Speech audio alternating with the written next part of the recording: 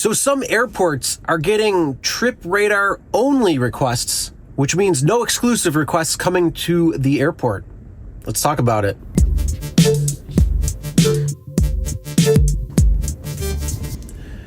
Hey everyone, my name is Chris and welcome to the Rideshare Guy. All right, so yes, some airports are going to be trip radar only when it comes to ride requests instead of exclusive trips coming at the airport.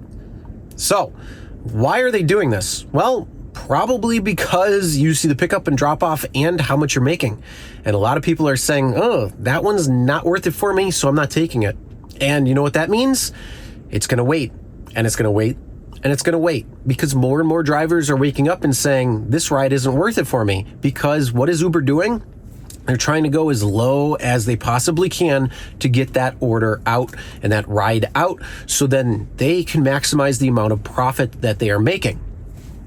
It's just the way it is. You like it, hate it, that's what they're doing. So essentially what is happening is when a driver is getting a ride request come in and they say, hey, this is not worth it for me, I'm not taking it, then it's going to go around and around and around. And some airport rides we have actually seen sit there for quite a while. So you're going to have a pissed off passenger.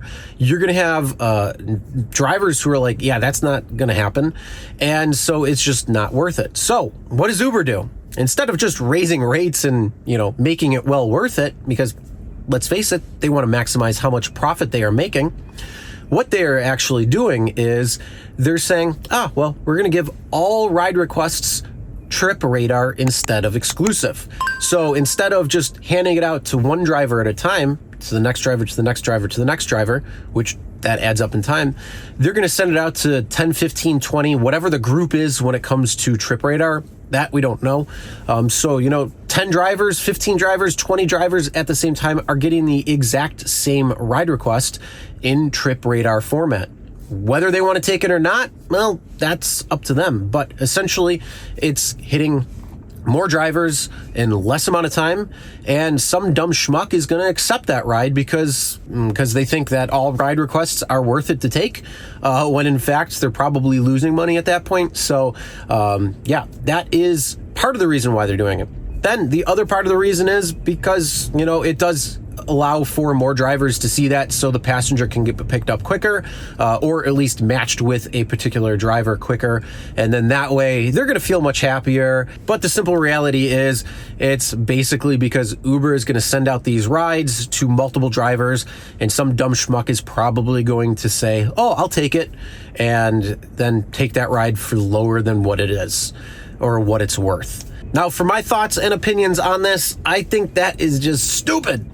But, like I say, unfortunately, some dumb schmuck is going to take it, and that's just going to keep fares lower. Because if drivers are continually not accepting rides, whether it's exclusive or trip radar, it has to tell Uber, we're not taking these rides, and they can continue going round and round like a merry-go-round, and the passenger's not going to get picked up.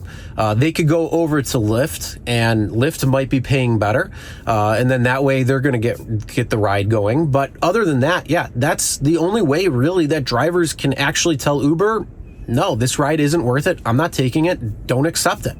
So with that being said, that's my thought when it comes down to it. I think that's the reason why they're doing it, over any other particular reason.